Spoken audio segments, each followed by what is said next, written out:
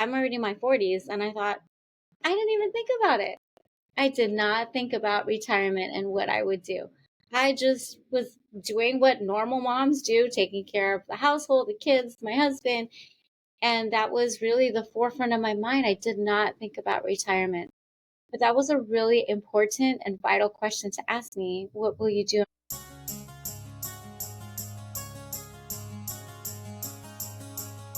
Hi, everyone. I'm your host, Dr. Shafer of Talks with Dr. Shafer. I'm so glad you're here.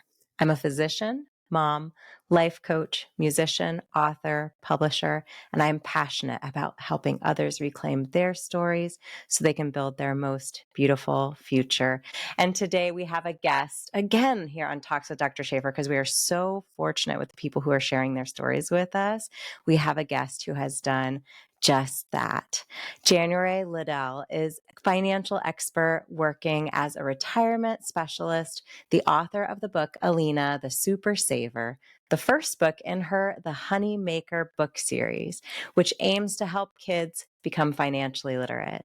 January is also a devoted mom and the co-host of the Sexy Freedom Media podcast. We have to dive into what's behind the name and what's on the podcast because it's quite an impactful name.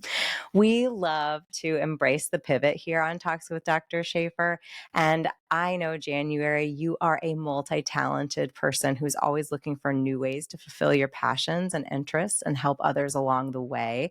I'm so grateful that you're here on the show to share your journey with us and also inspire our listeners. Thank you so much for being here. I am honored to be here, Dr. Shafer. Thank you for inviting me and to share my story, to share my books. Oh, the honor and pleasure is mine. And I neglected to say off the top that you are joining us here in the mainland all the way from Hawaii. That is right. I am in the island of Oahu. And so we are 6 hours difference in time. But as always, when I speak with you, I feel like you're right here because you are so incredibly engaging and kind. And I really appreciate the way that you present these topics like financial literacy, because I think especially to women and girls, this isn't a topic that's always been deliberately brought up with us. And so we can have some fear of the unknown with this topic, with money. We're not supposed to talk about it. Maybe we're not even supposed to think about it, right? And so the way that you, with such warmth and excitement, bring up this topic, it can get kids and even grownups like myself excited about learning something that is such an important life skill and tool. Agreed. We were not taught financial literacy when we were growing up, which is why I felt it was important to write these books. So you have my Alina, the Super Saver. That one is actually about saving. And then I have the new one, which is called Dynamo Spending Spree. So that's about spending. I'm writing about 8 books. So 8 books total, all dealing with financial literacy. So the third book is about sharing. The fourth book will be about investing. And then the books after that is just everything tied in together. So I'm excited. Let me share how I started. So I started with a dream of becoming a teacher. So I wanted to be a teacher, and I became a special ed teacher in Waianae. I was at Kamaile Academy and taught 3rd through 5th grade. And then I got pregnant with my son, and my husband was set to deploy. And so it was just my son and I, and my husband and I decided I would just stay home. So I stayed home. I was a stay-at-home mom for quite some time, but I was still itching to teach kids. I just love kids. And so I did. I went back into the educational field and enjoyed it. And then I had another child. So I had another child and became a stay-at-home mom. And so for years, I was a stay-at-home mom. And there was a moment in time, Dr. Shafer, when I cried. And I cried because I asked myself, and not to put motherhood down, because I love motherhood and I think it's an amazing responsibility. It's an amazing feeling to be a mom. However, in my heart, I really wanted to do something else. I felt like I had talents, I had things that I wanted to share with the world. And the question was, what? Well, then I was asked by a friend. He and I went to elementary school together, and he asked me a question. He said, "What are you going to do for retirement?" And I thought, and I'm already in my 40s, and I thought, I didn't even think about it. I did not think about retirement and what I would do. I just was doing what normal moms do, taking care of the household, the kids, my husband. And that was really the forefront of my mind. I did not think about retirement. But that was a really important and vital question to ask me. What will you do in retirement? And at that time, I was actually working from home and I was coaching. So I was coaching um, people to lose weight. So I was a part of a company that had supplements, and so that's what I was doing. I was helping people lose weight. And when my friend came to me about that question, he told me, "You'd be great in the finance industry." And I said, and I laughed at him, and I said, "I know nothing about finance." Then I thought, actually, I'm actually the one who manages all the finance at home. So all the bills, all the budgeting of the groceries and paying off the credit card, that's all me. And I thought, oh, well, you know what? It's not going to hurt to try. And so I jumped in, I took the test, passed, and I'm in the industry, and I'm the fortunate thing about, and you talk to patients all the time, and so you hear the different experiences, the different things that people are going through. And so I'm fortunate enough to hear how people are either saving money, spending money, investing money. And so I get to hear all of their stories and learn from them as well. Well, let me rewind a little bit. When my son was 6 weeks old, that was when I started reading books to my son. My husband left for a 1 year deployment, and so my son and I had a very close relationship. And at 6 weeks old, I started reading books to him. So I had a routine every 7 o'clock, 7 p.m. at night. It was reading time, and I thought to myself, I would love one day for me to be reading my book to my son. And so he's 16 now. So it took quite some time for me to reach my goal, to reach my dream. But I did. I finally did. And well, at that moment, I'm like, ooh, what do I write about? And initially I was going to write a book about health and wellness, because I feel like that is a very important thing to talk about as well, as health and wellness. But I just didn't know what direction to go to until I got into the finance industry, and then a light bulb clicked in, and I thought, oh, this is what I'm going to write a book about: financial literacy. Because number one, we weren't taught it. Number two, my goal for these books is to, number one, create a space for parents and children to have a discussion about money. And number two, to inspire children to talk about money and to earn money, spend money, save money, just all things financial. And number three, empower children to know that, hey, there is money there. There's money to be made. There's money to be spent to enjoy life. There's freedom. Freedom when you know how to manage your money and your finances well. It's so interesting to me, January, when you were reflecting on the start of your journey and how it really started with a routine. It started with a passion for reading, wanting to share that passion, and then as a mother, falling into this natural rhythm that is so key when we're trying to impart lessons, morals, all of these things on our children that we want them to take with them when they do eventually leave the nest and are out living their lives.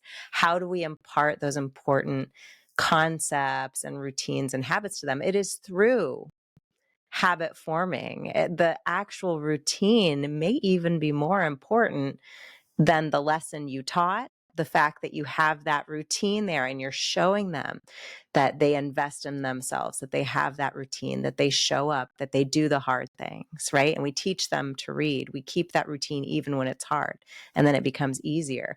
So there's so much magic behind that story, even how it just began, because it reflects something that's really important when we talk about financial literacy as a separate entity, and just life in general, is imparting upon kids the importance of these routines and these investments over time.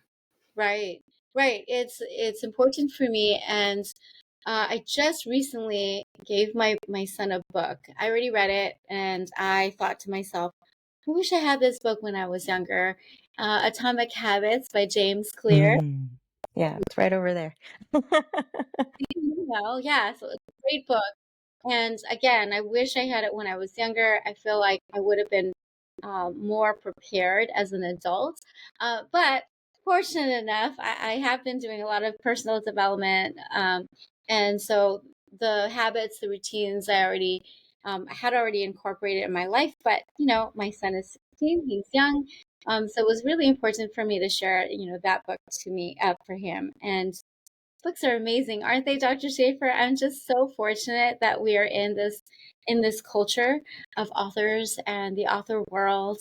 There's so much to learn about being an author, and we get to share our voices, and it's very important that we share our voices. And we are one of the fortunate ones to have become authors and be able to encourage, inspire, and empower. We met doing just that.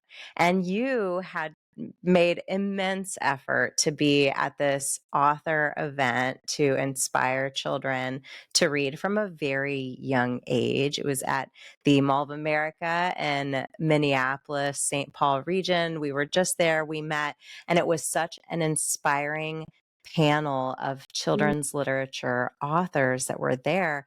Everyone had these incredible stories. And when you were reflecting on the joy of being an author, it really brought me back to that day and when I met you and being with all these people. There can be a lot of noise in literature. There are a lot of books to read, but the amazing thing is when you sit down, and especially when you're blessed to meet an author. So if you're ever at a farmer's market, at a school event, at a library event, what have you, and there's an author there, even if you have no idea about the book, pick up the book, ask them to tell you about the book, look through it, ask them their favorite part, do it, because it is such a beautiful way to connect with someone. And when you put your hands on the book and you open it up and you read the story, at that event, I just could not get over.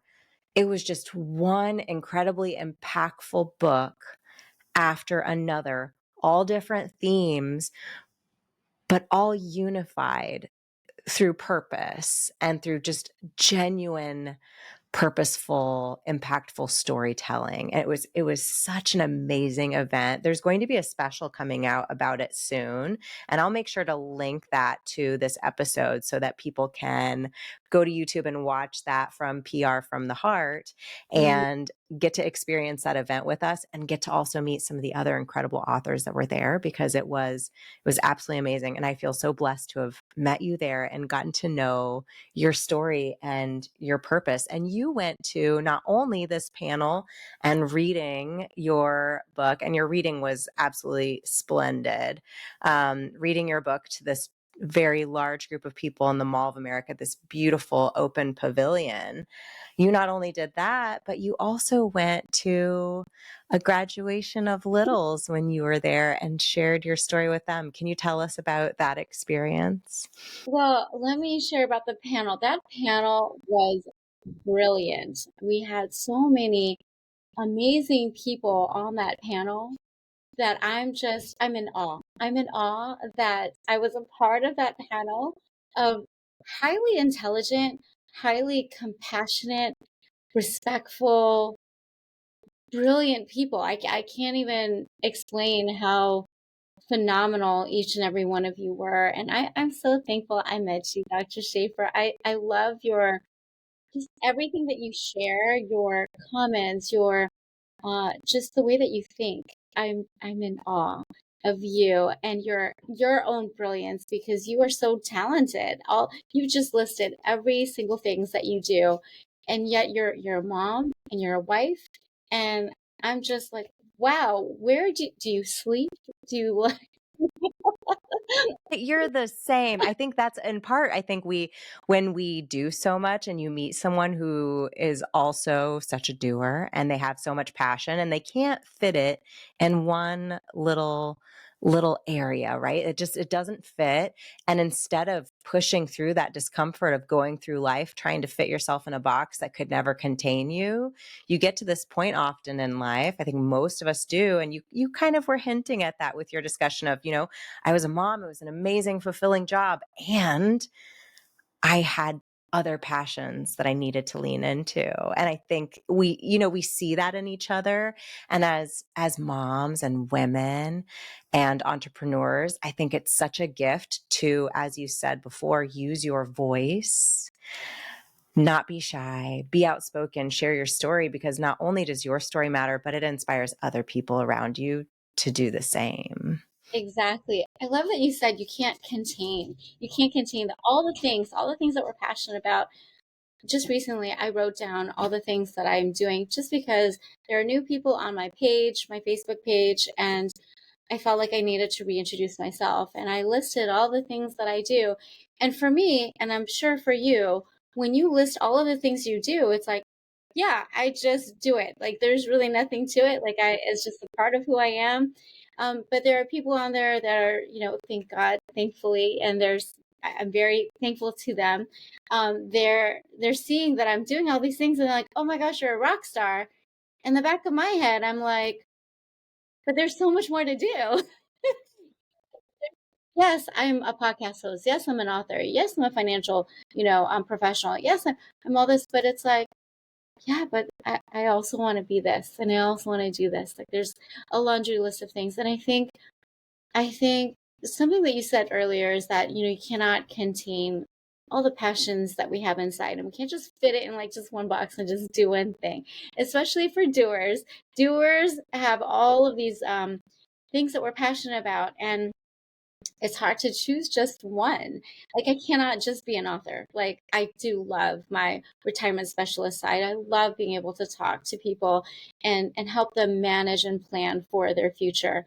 I love the podcast. The podcast, I get to meet amazing people. Last week we just interviewed Dr. Nick Poole, and he created the vagus nerve. It's Verilief.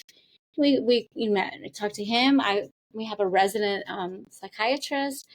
We have all these amazing people, and I think just like the panel had so many different minds, but collectively, what I love about what each and every one of us said, it was like pieces of a puzzle, but we were all there for one thing, and that is to, encourage a culture of reading in the classroom. That's what it was called, building a culture of reading in your classroom. And really, the love of children. I think that was the one thing that I saw, the one thing that I observed was that all of us have this love for children, and to inspire your young minds, young children to be better adults, right? And that's what you said earlier too. We equip our children with routines, with habits. And and that's where it starts, right? It starts with it being a habit. It starts with, and even just as us authors, as us adults and moms, our responsibility to share our thoughts, to share our words, to share our voices is vital. And so, I guess for the listeners who are out there and they're listening, if you have something, everyone has a story. Back in the day, I had a video company, and that video company was called Milestones Video Productions, MVP. And the reason I chose MVP is because every person is unique, every person is one of a kind, and it's so vital for you to share your one of a kind voice. And so, if you're listening to this and you're thinking about being an author, you're thinking about starting that business, you're thinking, what can I do? You can do it. Dig deep inside of you and reach into that core, reach into your core, and and believe that it's possible. Dr. Shafer and I are living proof that anything is possible. And so anyway, that's my story. I wanted to just share that because I feel it's important to, especially moms out there who stay-at-home moms who are like, yeah, I'm a stay-at-home mom and that's it. No, that's not it. You're actually building so much more as a stay-at-home mom. You're building all of these strengths, these characteristics that are vital in the workforce. I feel like it's important that everyone shares their story, everyone shares their voices, because each and every one of us is brilliant in our own ways. I had Simone Canego. She's a 2-time TEDx speaker on the show recently. And one of the promos that I released, because I so loved this moment of our talk, was how we justify ourselves with the word just. We use that modifier and it brings us down a notch. And in a way, I think a lot of us do that to make ourselves, we tell ourselves we do it to make ourselves less threatening or more palatable to someone else. But then we also can take a step back and say, am I afraid to play big? Am I afraid to fail, to allow myself to actually say, I'm an author, not, oh, I just write in my journal at night. No, I'm an author. I'm a writer, right? Are we afraid to let go of those qualifiers and step into that role? Because what if we get pushback?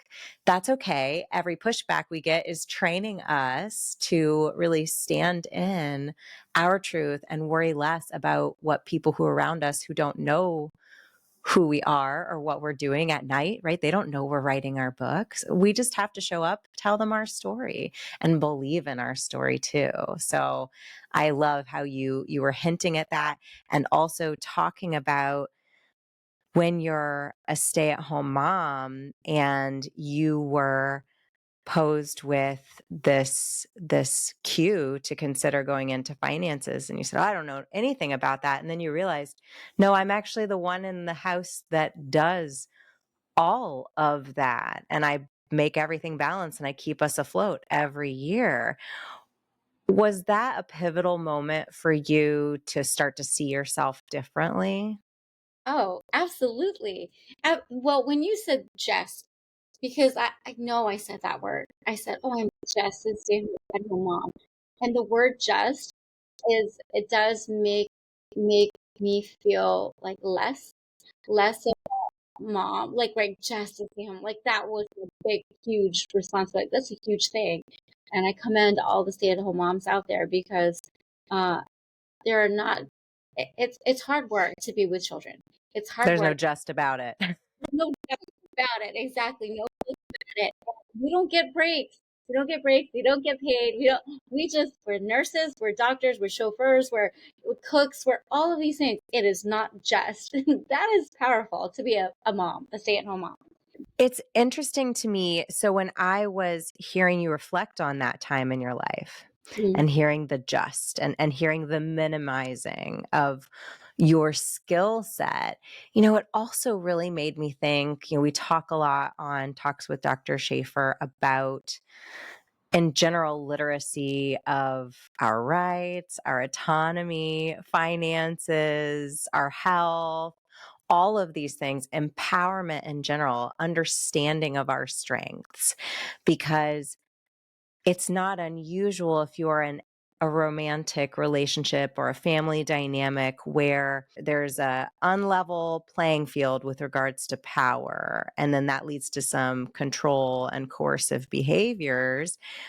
You can be managing all the finances because that benefits your family, and then be told that you can only use a very small proportion of the finances or none of them because you don't understand the finances, yet you're the one that's holding up this pillar of the family. And I think that's why it's so important to have this empowerment, also not just for women our age, but for really young boys and girls, to understand that financial literacy is something we all need to have, possess, and be empowered by, so that in 10, 15, 20 years, if we are one of the unfortunate many that ends up in this power scenario where maybe we have a job where there's abuse or in a relationship where there's abuse, that we see that disparity and we act upon it to keep ourselves safe, that we make the best choices we can to protect ourselves and our future, because finances is so important for our future health, happiness, and wealth.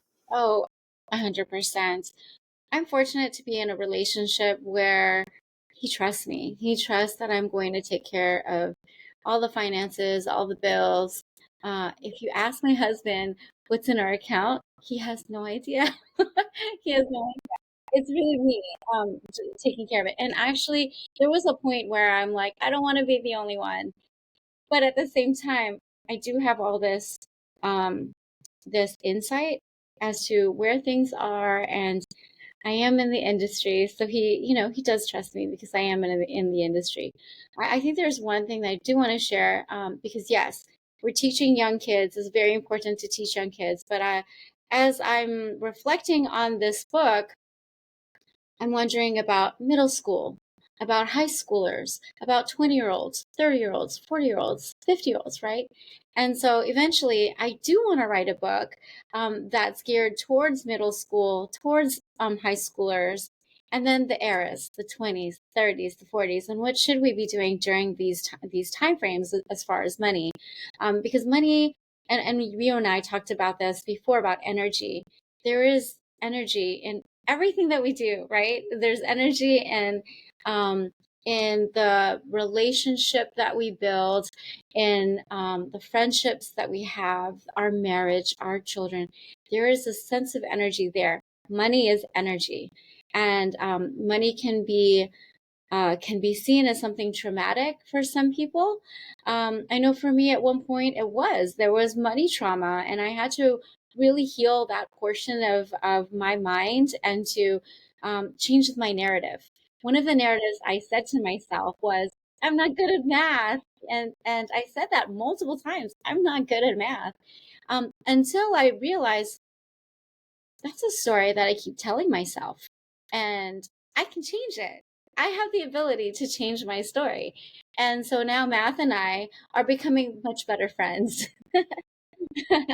I love that. And what do you think if you are speaking to a client, someone's reading your book, and either their child or themselves says, listen, I'd love to feel financially, prepared for the future and that I get this, but I feel like I don't because I'm held back because I don't understand math or I wasn't good in school at math. What would you say are some maybe routines or some steps that that person can take we talk about this a lot on the show, to gather the data to show, actually, no, I can do math, to gain that confidence? So I believe it starts from internal, and it starts from what you tell yourself. So daily affirmations, affirming I can be better at math. I can do math. So changing your vocabulary from I'm not good at math to I can I can try to be better, or I can learn math. So an I can statement rather than I don't know how, right? Or I'm not Mm. good at it, or I'm not. So I think just changing and shifting your story, shifting your perspective is number one. That's key. Because if it's not in your mind, then your body is not going to follow suit. Your body will only follow what your mind tells it. So if your mind tells it, I'm not good at math, well, guess what? That's what's going to happen. You're going to create that whatever on the internal is going to be external. But I think knowing firsthand that you have the ability to change your habits, to change your patterns, to change your thought process, you can do that. And it's just, I know it's seems easier said than done, but it is repetitive, right? So you have to constantly tell yourself it's a daily habit. For me as well, as far as math, as far as financial literacy, I have to actually read through things. So I have on my app I have a finance, a news, and it's everything finance. So I just dig into it. So the more that it's like exercising, right? If you go to the gym once and expect to like be like this fit person, you're not going to. You have to actually go consistently. And there's going to be moments where you get bored, or you're like, I'm lazy, or I don't want to do this, right? But that's the whole part of, of growing your mindset, whatever mindset that you want to grow, right? So you just have to be consistent, show up. And I know you know this. You're surrounded by amazing, intelligent people. Yeah, so just show up, and just constantly immerse yourself in math, immerse yourself in, if you want to learn more about finance, learn more. So I geek out now whenever I see anything finance. I'm like, ooh, tell me more, But back in the day, I would have shied away from it. The whole idea of imposter syndrome comes to mind, because there Mm. was one point where I did have imposter syndrome, and I didn't feel like I was worthy to be in this industry. But again, as mentioned before, as long as you inundate yourself with everything finance, and just constantly listen and read and hear and all of the things, right? Then you'll feel more confident in math. You'll feel more confident in finances. I love this. I love bringing up the imposter syndrome, and I want to talk about what it means to be an expert and how we become an expert, because I think it's really important.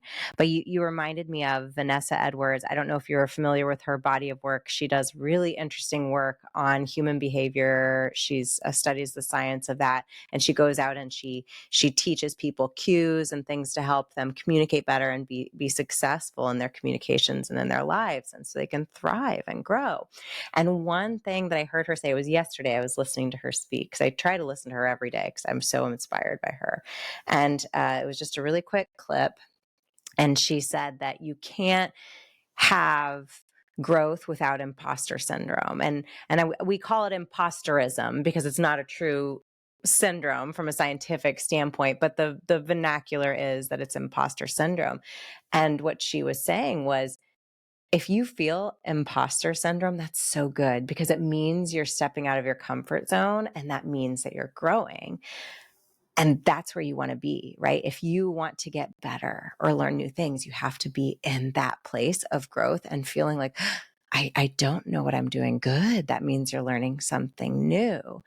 And it's important to note, when you gave the history of your own relationship to math and your own relationship to your thoughts about your mastery of math, your thoughts about your understanding of finances, most people who become experts at something don't become experts because they are naturally good at it, naturally adept at it.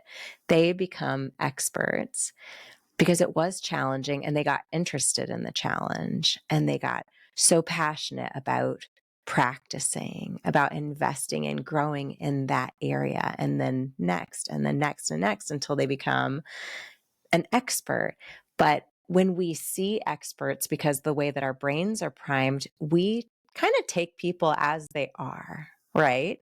And so we see the expert and we think, oh my goodness, how lucky you are that you just came out of the womb a financial expert and so confident and such a great speaker and all these things, January. I'm just, I'm so envious of everything that you were just gifted. But the truth is, you worked really hard for that. But that is so much more inspiring than, oh yeah, we're all just gifted these things and we came out this way. So funny you should mention, I just saw this image of a glacier, right? And the Mm. glacier is, there's water, and then you see like the tip of it, and people see, yeah, you're a great speaker. You're an author. You all of these things, right? Wonderful things, right, on the outside, but deep down, there's so much more, that had to go through. I had to go through a metamorphosis, like you, I'm sure. We had to go through a metamorphosis to show that little portion of it. But that little portion, like everything else on the bottom, is like the heartache, the sleepless nights, the constant negative self-talk that you tell yourself, or all the doubts, the insecurities, all those things, fear. I had a huge fear. I had a huge fear of um, a podcast, even just a podcast. There was a moment where I thought, what do I have to say? What, and Mm. I doubted myself. I doubted that I had wisdom, that I had something to share, and I was scared. But I said, you know what? It's again, right? It's a narrative that we tell ourselves, and sometimes those narratives that we tell ourselves, or stories that we say, we can really cling on to that story, and that can inhibit us from actually being the person that we're supposed to be. And I think that was probably why I had that fear. That was probably why I had this energy, right? This energy kind of pressing down upon me saying, no, you're not good enough. No, you can't do that. And there's all these different things that I think as humans we go through, feeling like, no, we can't be like, this person who is so amazing, so like intelligent, so brilliant, and they're able to impart, different words of wisdom. And no, I can't do that. And then really, like, you actually have something. You have something to share. And I think and it goes back to the jest, right? The minimizing. And we minimize ourselves because we're so scared to step out of that comfort zone. And I think that's why we do what we do. That's why you flew from Hawaii to be on this panel and to go to this graduation. Was it a kindergarten class? Oh yeah, thanks for asking. Yes, Yeah. it was I think it was preschool. They were 4-year-old. Mhm. So it was my Oh yeah, real little. first ever graduation speech, first ever graduation for the littles that I've gone to. I mean, besides my children.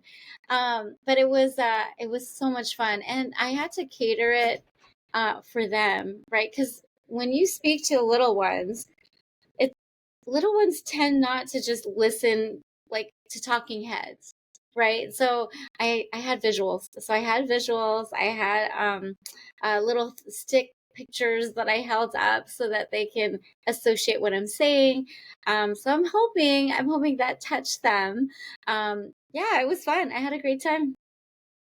We do that. We do that teaching not because I think we don't necessarily become teachers because we have one message that we want to share. I think we become teachers because we really feel the power that comes with sharing your voice and standing up for the things that you believe in and lifting up others with you. Once you finally get through what I call the messy middle, where you're in those moments where you're feeling pulled back by your limiting beliefs, you're really struggling, you want to write that book, but you've never written it before. And then you go, I have this tool I call the butt wheel because it's cheeky and funny and it makes people relax. And I call it that. And I say, no, it's BUT, the butt wheel.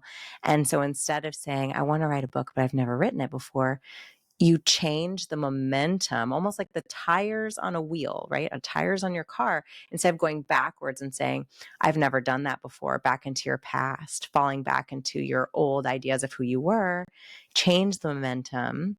I've never, start from where you are truly, honestly. I've never written a book before, but I want to, but I have a story to tell. And lean into that forward momentum because you have it within you from where you stand right now with only truthful statements, right? It doesn't have to be something big. It doesn't have to be something you don't have. It can just be a dream. But if you lead with the dream, it can lead you somewhere. If you lead with the limiting belief, it will just take you back to your past. And so I love how you take the time to share these important messages, not only on your podcast with people, like us, like our ages, but also starting at the beginning so that we can really teach kids to lead with the things that they're passionate about and to learn to let go of those limiting beliefs and the shame. And I really hope we're in a time and era where parenting practices are such that we're not leading with shame as was pretty commonly done in the past. Not to shame parents for doing that. It was really pretty standard, I think, in many, many households when we grew up and generations before us. But shame doesn't make you financially literate. Shame doesn't make you successful. Right. Yeah. You're right. To our parents, you did the best that you could with what you had. I think we're in a different era where we do have social media. We have people that we can talk to that are across the ocean. right? Like us, across the ocean and really process through things. So we are in a different era where shame is not a part of our, at least for me, it's not a part of my parenting. Um, for my parenting, it's just like the book, right? Let me share a little something. Dr. Shafer, when I wrote the book, I actually wrote the book because I wanted my children to be better at finances. So that was Mm. like the main reason was I really did want to when I wanted to read this book to my children. I wanted to um, be able to teach them through story. And I love Disney, and I think colors and just like cute characters are just they draw kids' attention. Um, and then it dug a little bit deeper into, yes, I do want to change the dynamics of my children and the way that they think of money and how they're going to manage it when they're older. Yes. But then I thought about every other children out there, from the ones who are in low income, right, situations to the high income. We have a whole gamut of people, right, children that need to hear about financial literacy. I don't want to just like stick to just one like demographics, but everybody, because guess what? We need money for living expenses. Money is a tool. It's not something that we worship. It's not something that or that I worship. It's a tool that we use in order to get the type of lifestyle that we want. And so when I did write this book, I thought, oh my goodness, what a powerful way to share, what, and even with your book, Dr. Shafer, the boy in his colored blocks, his Billy Bob. That's amazing because you're trying to teach how to regulate our emotions and to say, hey, it's okay, and you're giving us tips and tricks within the book, and just like mine, I'm giving some tips and tricks, and I'm hoping that is inspiring some kids. It's so inspiring. And one of the things that I really love when you talk about the tips and tricks, there's the storytelling, which is beautifully done and very accessible. And at the back, there are the facts, there's the glossary.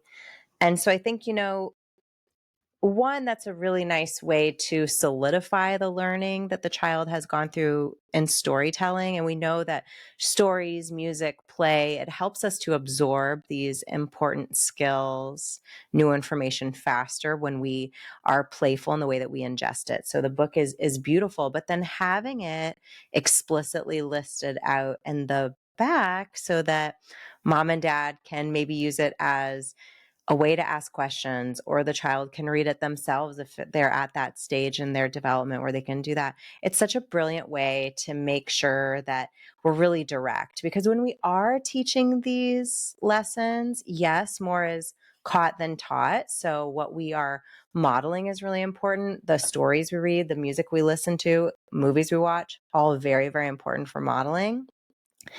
Kids also make assumptions if we're not clear with them. And so I think that's the beautiful thing about the back of the book too, is you have all the information there again, but in a more direct way. And I think that's really important, to be really clear with kids about these really important points. Yeah, thank you. Thanks for noticing and acknowledging that. I think when I write books, or just when I interact with kids, I always think, hmm, what would capture their attention? What would help them understand it in a more practical way? And yeah, so it's very important for me to really reach down and kind of, just like any teacher, meet them where they're at. So meet the child where they're at, and as a child progresses, it's a new chapter. With your own daughter, it's a new chapter every year. Like right now, she's a preteen. Um, Eventually, she's going to be a full blown teenager and start driving, and that's where I'm at with my teen. He's driving, and that's just another chapter, right? In our story of life, and the way that I spoke to him when he was 4 is not the same way I'm going to speak to him when he's 16. And so, in the next books that I am thinking about writing, and this is Dr. Shafer, you're the first one I'm sharing this with because I actually didn't say it out loud at all until just now. But I am thinking about writing like the different decades books about financial literacy, because I think it's vital. It's vital for us to learn. And each step of the way, there's more to learn about finances. Does everybody know Mm. ULACs? No. Does everybody know about annuities? Probably not. And if they do know about annuities, they probably have such a bad stigma against annuities. There's all sorts of things, right? Crypto, Bitcoin. I mean, the list just goes on and on. Well, it's a really exciting endeavor. Thank you so much for the scoop. I'm really glad that we can share that with our listeners. So when they're listening to this and they may be thinking, oh, I don't have kids in the house, or I'm not a teacher, I don't have someone I can get this book for, to know that more is coming and that it will be helping to share those skills to different ages. I think that's so vital. And what made me think about it, and it was interesting the way you framed it too. When I think about teaching teenagers, I think it's so much more about leading with questions Mm-hmm. and facilitating a way to help empower them to feel that they can use the tools they have, right? Make them feel that they can become experts and then give them the information, but make them feel really empowered and capable along the way. I think that's so important with teenagers when we're helping them learn these really important things, right? Like you don't get in the car with your child. I saw the photos of your son starting his journey, getting into the car on social media. I love, this is the thing I love about social media, being able to be a part of people's lives and sharing those moments. They're so great. But we wouldn't approach a teenager Mm-hmm. who's about to drive a dangerous vehicle, right? Because driving is a dangerous activity. You'd never go up to them in your right mind and be like, you don't know how to drive. You don't have much experience. What are you doing? Right? Because that would not be safe. That wouldn't be the right way to set them on the right foot, the right wheel to go drive the car. And so I think when we're teaching these lessons, it doesn't work for any age, but especially with teenagers. We need to empower them to feel capable because they're just a breath away from being out in the world on their own. So, when I was raising the little, they were little at the time, and the the the thought process for me has always been I want them to be problem solvers, because one of the things that I've learned from other, from teachers, is that the students have such a hard time problem solving these days. Whereas back in the day for us, for our age, we were extreme solvers, very resourceful, but for children nowadays, um, I think because we've coddled them or we've given them like, oh, I'll do it for you, I'll do it for you, right? Um, that doesn't empower the student. It doesn't empower the child. And so for me and my household, it's always been, I'm going to let you problem solve. I'm going to let you try to think about like the creative ways to solve this and to do it on your own. And if you are able to do it, great. But if I see you struggling, then I'll just step in. But I at least want them to try it on their own first, but as far as finances, I think those are tools that we do need to give to our kids. We do need to. So one of the things that we did, when we were in Texas, my husband was stationed there, in Texas. And so we were there for about 2 years. And they have this program called the Lemonade Day or Lemonade Day. Have you heard of it? No. Okay, so Lemonade Day.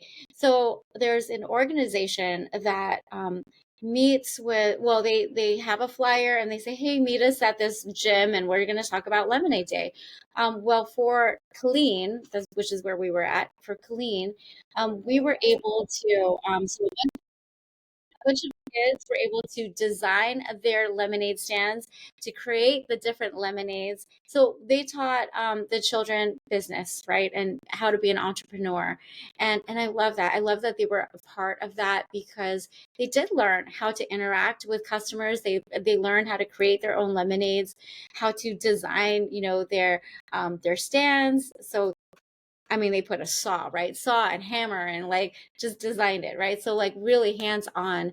And that to me was really important. It's important for children to be a part of something like that at a young age so that number one, they feel like proud of themselves that they had accomplished it because it was a 2-day event. So 2-day event selling lemonade. We even had competitions like who had the most beautiful stand, who had the most tastiest lemonade.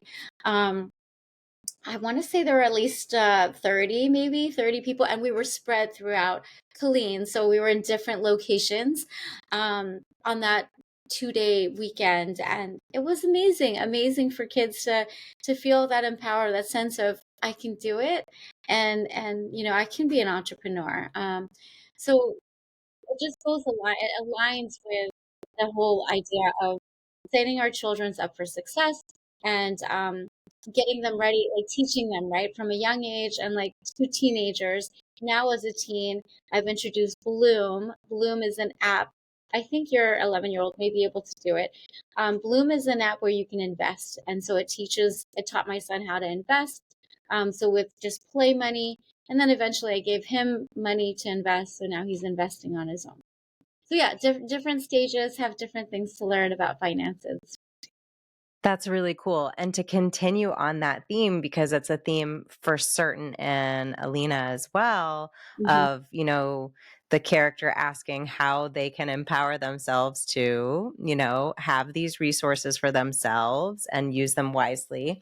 What are some tips for, let's say, younger kids to preteens, right? Kids that aren't out, you know, working their first quote unquote real job where they're paying taxes, et cetera.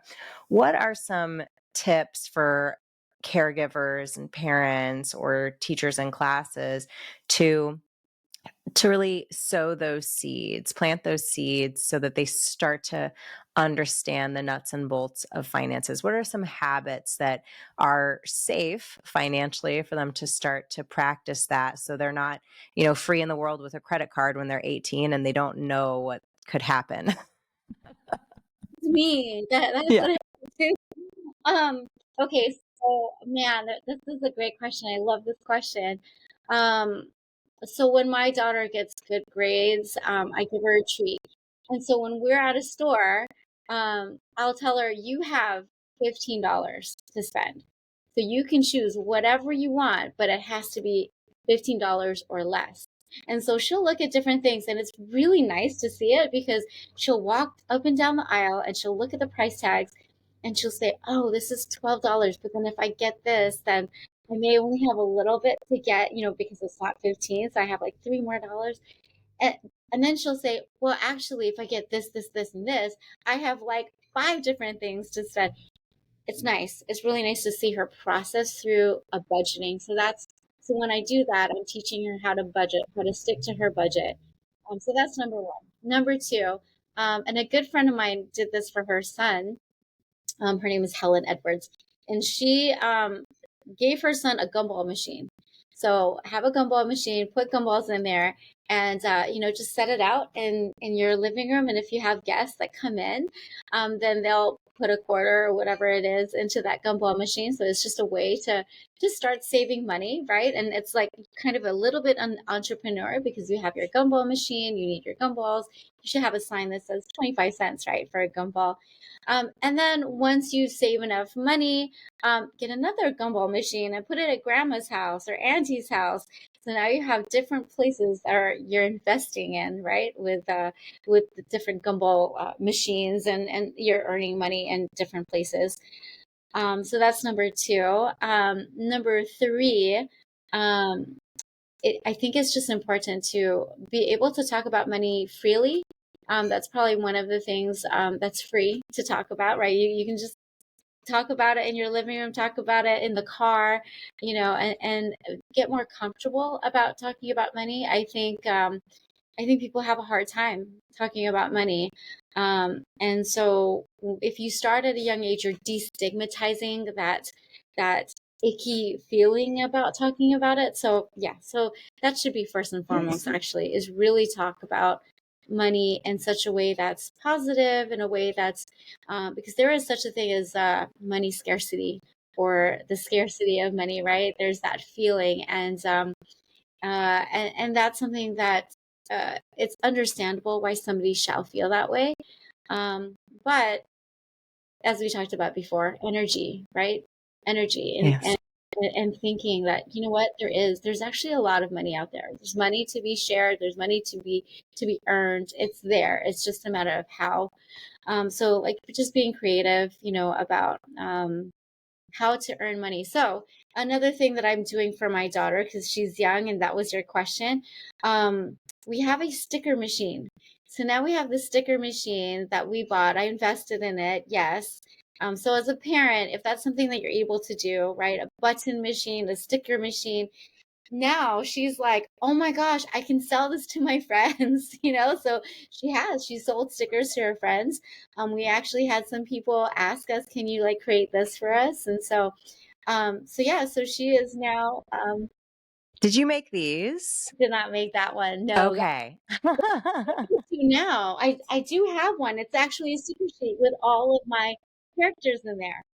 Oh, that's cool. So yeah, you're taking it to the next level. This one isn't a sticker. This is a card. It's a nice thick card. When you do merch and so like I have a publishing house, right? So you care about the paperweight, you care about the color, it's like Yeah. when you get these things and you're like, oh no, these are nicely done. You see the value of it because You do. we're in the same boat. Yes, you want it to you want it to catch attention totally. But Exactly. so my daughter's business is called Princess Peels. That's Princess so Peels. good. Yeah, it's so fun. It's so fun. So that's her venture right now is her sticker business. But yeah, for kids who are younger, obviously chores, right? Back in the day, I had these popsicle sticks. I had so much because we were building something, and I'm like, what am I going to use with these popsicle sticks?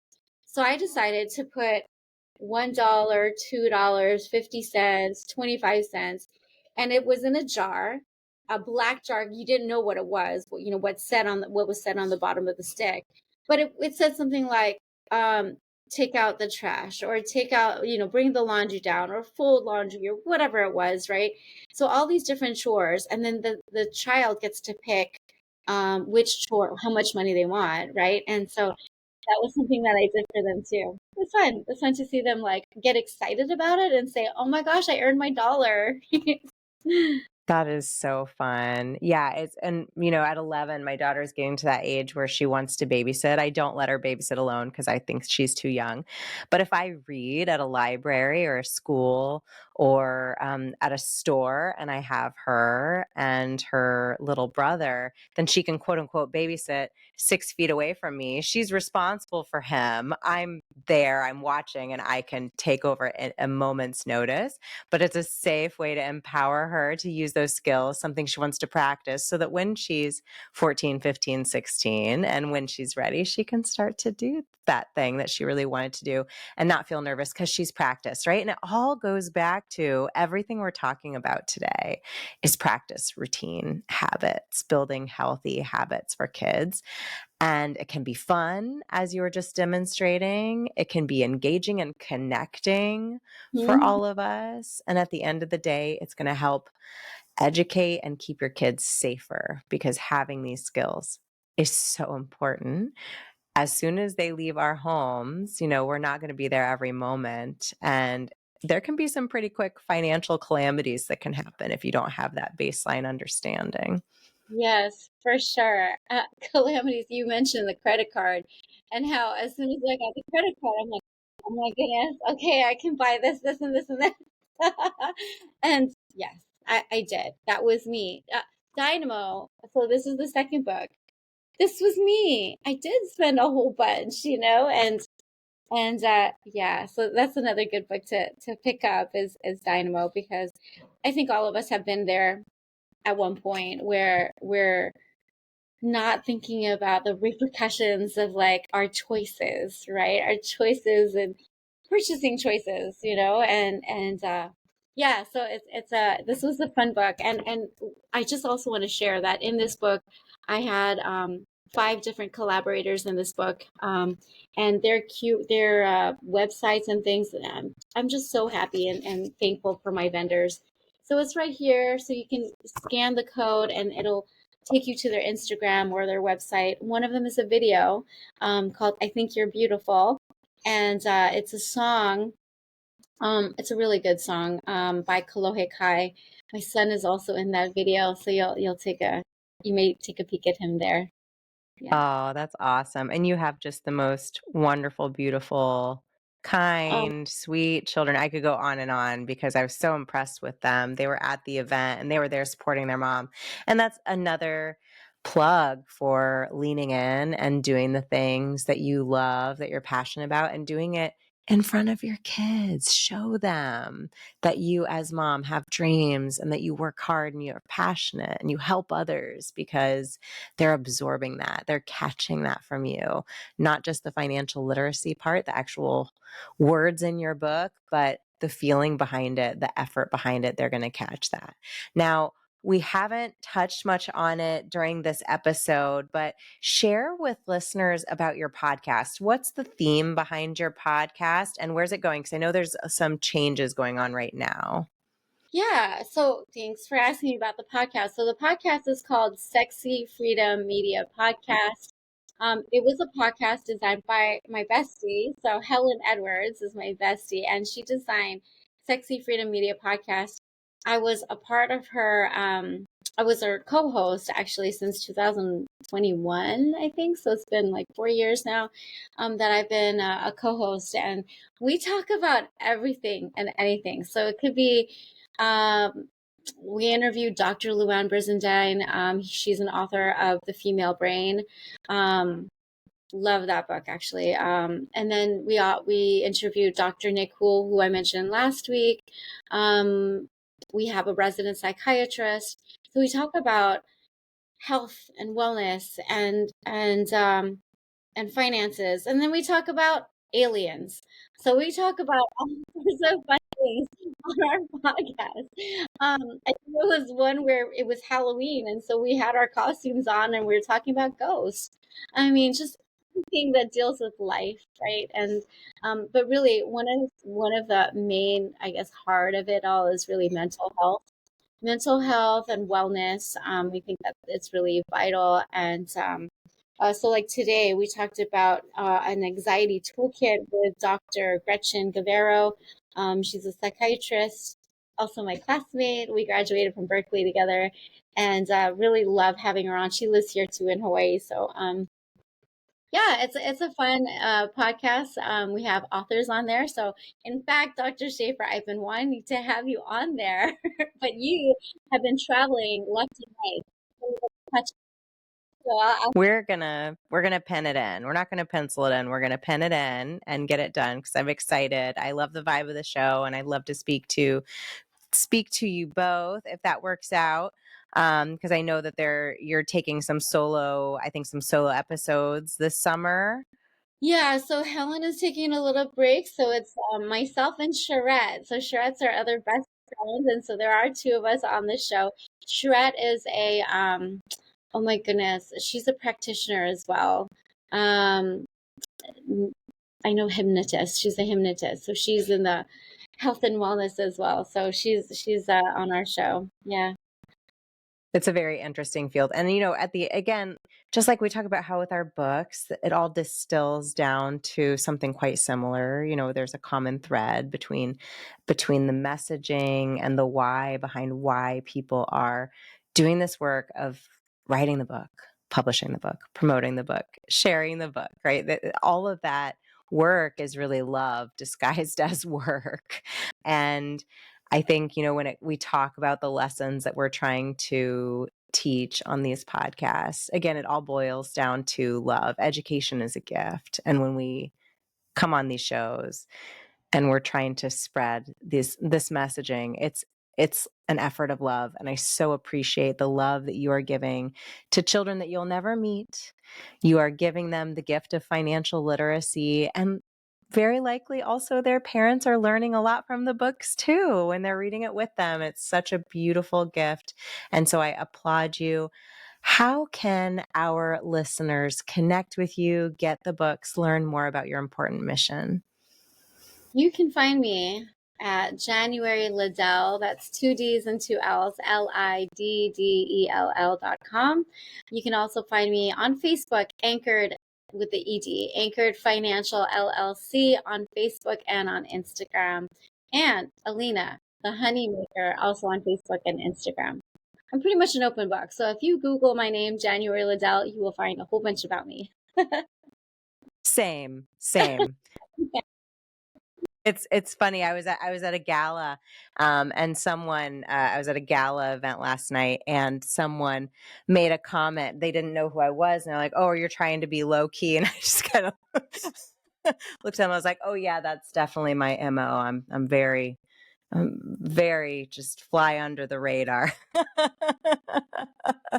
But I think when you're really passionate about educating and when you learn to let go of those limiting beliefs, like we talked about, those things that hold us back from sharing our stories, you it's easier to just let go of that feeling of undeservingness to share your story. And then you're just so excited if you can help one person, because you remember when you had those moments where you really needed someone's help and you wish someone had said an encouraging word, shared their story so you didn't feel alone in that moment, or just held space for you, had the bravery and the kindness to hold space for you. It really just impact. I'm so inspired Mm-hmm. to keep doing this, even when it feels, to use a word of the younger people that people like we read our books to, even if it feels cringe, even if it feels embarrassing.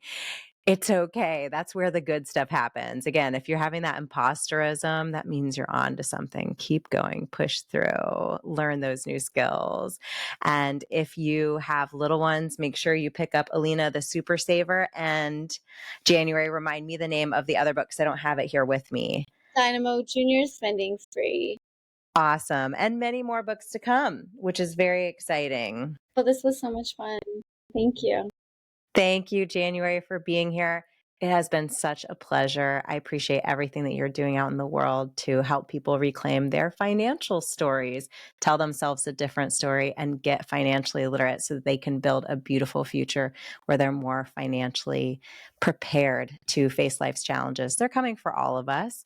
And if we can navigate them better, that is such a wonderful tool to have. So thank you so much. And thank you so much to our storytellers for being here. We value your time, and we're so appreciative that you're here. Until next time, stay safe and take care. I'll talk to you soon.